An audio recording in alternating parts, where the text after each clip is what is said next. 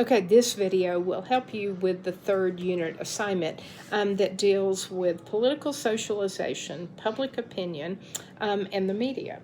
When we're talking about political socialization, we are talking about those factors that influence how you come to think about government and then your ideology. In other words, there are factors that can influence you to become more conservative or to become more liberal. Conservative typically, and there's some discussion in the textbook chapter about what we mean when we're talking about conservative, but typically we're looking at the status quo. We want government to stay out of our business for the most part. Liberals, on the other hand, it's not that they want a lot of government, but they do believe in the positive use of government.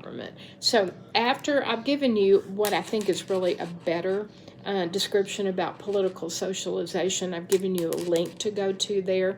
You can certainly take a look at the textbook, but for this question, really pay attention to the link because it goes into those factors. How does your family influence you? How does your age influence you? How does your level of education influence you? And then I want you to think about those and think about the ones that influenced you the most and how. Why did they influence? Have they made you more conservative? Have they made you more liberal? And then the second one is about public opinion. Once we have figured out, the ideology of people, then what we really want to know is what they think about certain issues, and more importantly, are they going to go vote?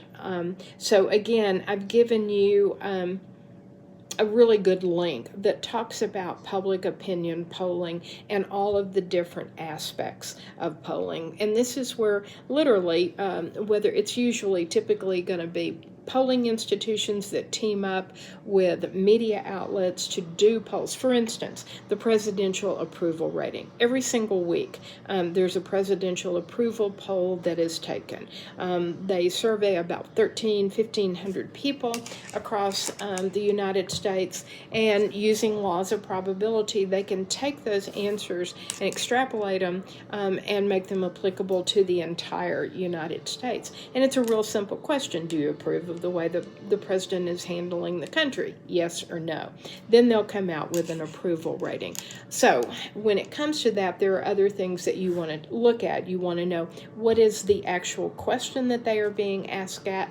Who are they asking the question of? The number of people, in other words, if you were asking people in Midland, what do you think about the president? How's the president handling the country? That's one distribution. You're asking everybody in Midland, or a sample of everybody in Midland, versus maybe going to the students at Midland College. You may get a completely different answer depending on the group of people that you're asking. So you want to pay attention to that. And then, of course, the margin of error. Unless you were to poll every single person, there will be an error. So if they say, that the margin of error is plus or minus 3%, you take that percentage that they gave you. So if they said 44% of the people believe the president is doing a good job, if you have a 3% margin of error, what that really means is it's somewhere between 41 and 47%, 3% up, 3% down. So that's your error message is in there. That's exactly what it means. So then I've given you a link, Gallup, which is a huge polling institution.